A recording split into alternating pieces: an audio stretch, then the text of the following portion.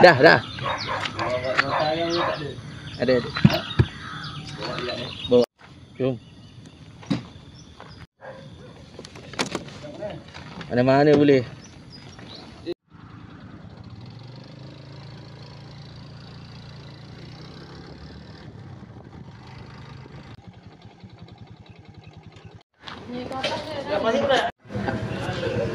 Tengok tadi.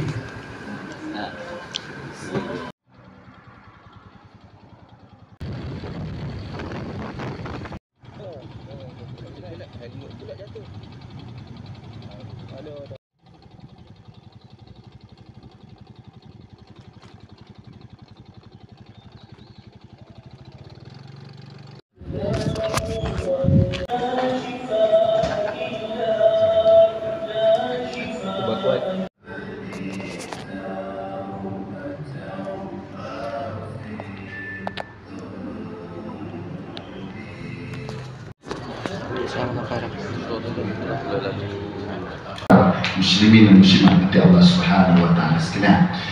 Muslimatnya kat mana? Oh, tak ada muslimat.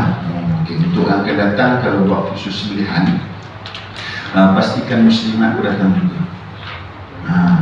Sebab apa, ada tempat saya mengajar muslimin ni macam muslimat, jadi kita ajarlah muslimatnya.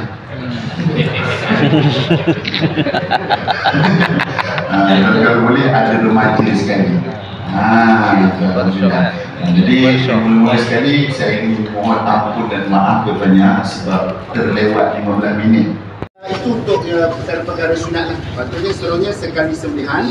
Lepas tu kalau boleh tuan-tuan sekalian, ayam ni memang riuh ya. Macam mana nak bagi diam? Diam ah.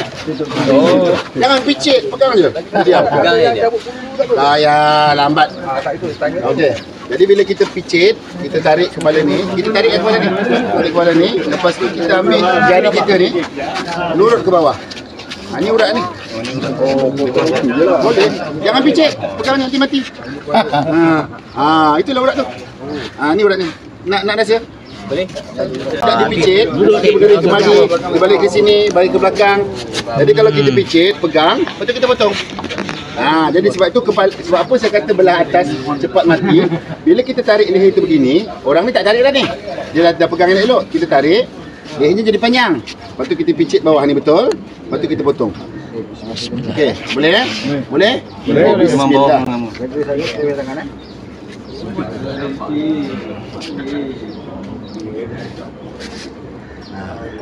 Rasa macam keras Ustaz.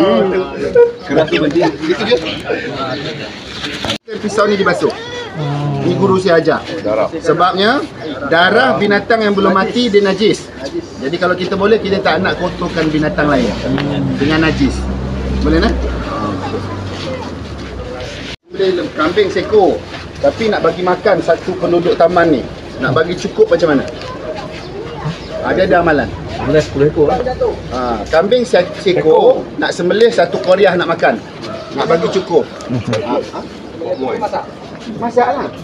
Masak bagi semua. Macam mana caranya? Yang pertama, sebelum binatang tu disembelih, baca surah Quraisy ayat 1 dengan 2. Baca ayat 1 dengan 2, habis hembus binatang tu. Hembus binatang tu daripada kepala sampai punggung dia. Kemudian sapu belakang badan dia. Pakai tangan tu daripada tengkuk ni sampai punggung dia 3 kali. Lepas tu sembelih. Habis sembelih, pisau jangan basuh selagi mana binatang tu tak betul-betul mati. Kalau binatang tu betul-betul mati baru basuh. InsyaAllah seekor kambing tu cukup dirasa makan seluruh penduduk taman. Allahu Akbar. Tanda ulang balik dulu Ustaz. Ambil arah kami. Okey, boleh. Kalau nak selamat, tangan kanan pegang kaki, tangan kiri pegang kepak. Dia tak ada lagi kepak ni. Tangan abang juga kalau boleh. Lepas sembelih, biasa urat ni putus.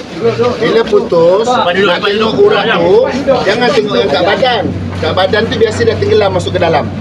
Jadi cara nak tengoknya dekat kepala je. Okey, ni kepala dia kan? Ni kepala. Macam mana cara tengok? Ni kepala kat bawah ni kan? Selak je. Oh, ni itu urat marik. Urat marik ni. Ni urat marik. Itu urat alkohol. Urat alkohol. Okey. Putus tak daripada dua ni? Putus betul? Sah? Kalau tak biasa pegang sebelah tangan, kan duduk sebelah tangan. Ini pegang.